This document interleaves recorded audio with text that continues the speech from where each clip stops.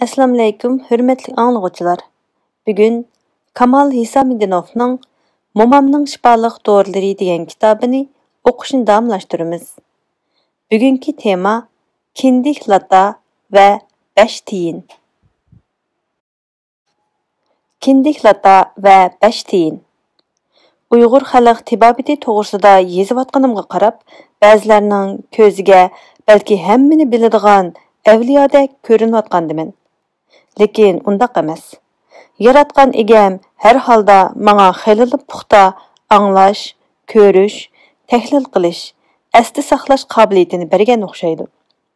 Shu tufayli faqat o'ylaganlarimni xotirlab, oz to'la tajribamni oq qog'ozga tushiryapman.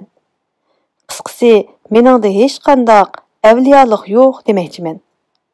Mubodo avliyolik bo'lganida bir yosh onaning Quchuqimdagi balam 3 oylik bo'lib qoldi, biroq uning kindiki poltiyib chiqib turdi. Shuningga bir narsa deb beralamsiz, deb murojaat qilganida tukurkimni yutib, yerga qarab o'ltirmas edim. Rasqu. Bilmagan narsani bilaman deb maydasiga urish ahmoqning ishi. Yosh onaning bu savoliga javobni mushu yaqinda o'ylamagan yerdan topgandek bo'ldim. Qarindoshlarimning holidan xabar olish maqsadida emgakchi Qozoq noyisining Toshtiqara yesiga borgan edim. Gapdan gap chiqib, yana shu xalq tibobatchiligi to'g'risida so'z bo'lib qoldi-da, yeshi 60 ga ulashib qolgan singlim Jannat buviga. Qarindosh, sen 6-7 balaning onasi, 15 ga yaqin navrining momisi bo'lgan onasan.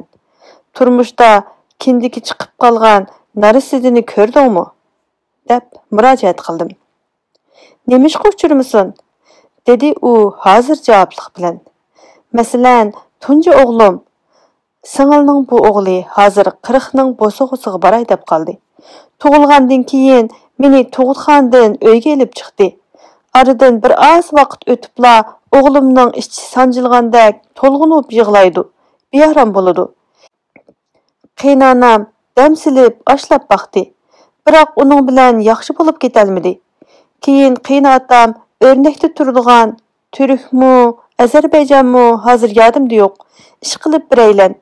Molla momayga ilib beringlar dedi. U momay bir oyga yaqin o'qib davoladi. Ammo uningdanmi manfaat bo'lmadi.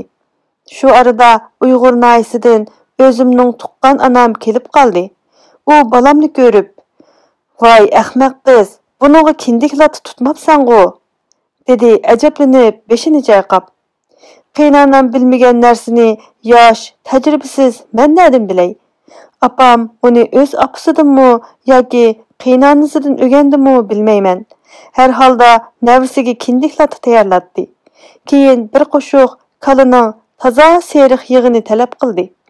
Beshikdan tortib hamma lozimlik narsani tayyorlab qo'yib, balani quchuqida o'ngda yotqizdi. Qo'shuqdagi seriq yog'dan ko'rsatkich barmoqi bilan elib, navrisining kindikini mayladi, ham massaj qildi.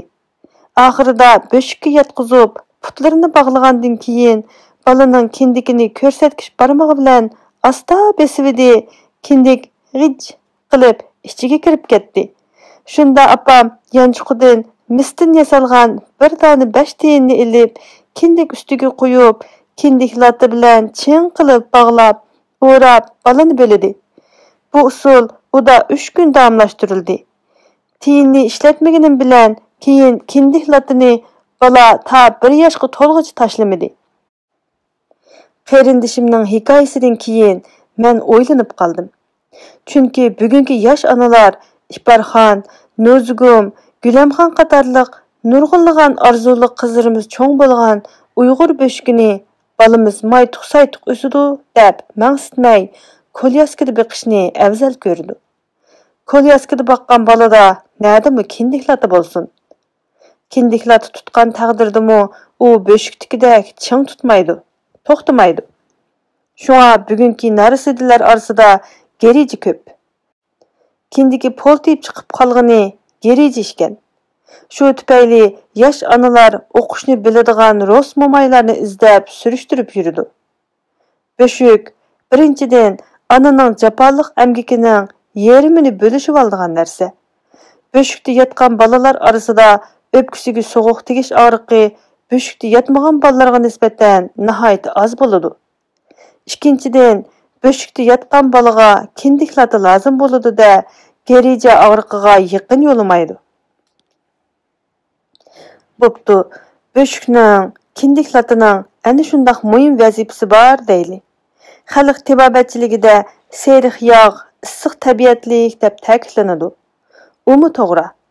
Demak, gerija sovuqdan bo'ladigan og'riq. Seriq yog' birinchidan kindikni yumshatsa, ikkinchidan sovuq tekkan kindikni davolash xususiyatiga ega. Misdan ishlangan 5 tiyinchi.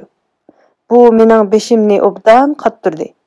Shu orada 1946-yilning kash kuzida yuz bergan bir voqea yodimga tushdi. Atamning Eli ismli og'inisi bo'lib, u ikki o'g'lini birla vaqtda xatni qildiribdi. Aqsudan kelsam, anam kava, yangyu bir kichik chinit qo'rilgan ko'mi qo'noq berdida shu bolalarni muboraklab qaytishimni topshirdi. Eli akalarning ishiki oldida yo'g'on qora ishti yotadi. Men uyga kirib ketib borganda u beshini ko'tarib, yoqtirmayotgan holatda ön chiqmagan. Uyga qaytganimda meni Eli akaning jiyani o'zitib chiqdi.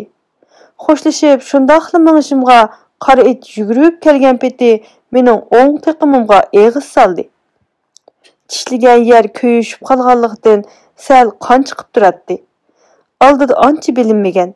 Bara-bara putimga bir og'riq kirib ketdi. Jenimni qo'ydigan joy topolmay qoldim.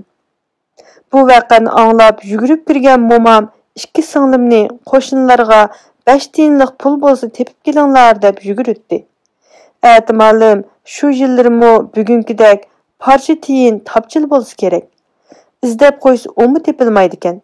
Singillar 2 va 3 tiyindan bir qanchisini tepib kiribdi. Momamning aytishicha, ishning tishi patgan yerga misdan ishlangan tiyinni qo'ysa zaharni tartarmish. Tiyinlar yordam berdimi, har holda putimning og'riqi chapsan besilib, jarohat tez saqaygan. Shunda qilib mis tiyinlar it tishi zahrini tartadi ekan. Tushunchimda Uyg'urlar kindik girijisidimi zahar bor deb hisoblasa kerak. Shaxsan men misdan ishlangan tiyinlar tarkibida it tishlagan badandagi zaharni tartadigan qandoq moddalarning borligini bilmayman.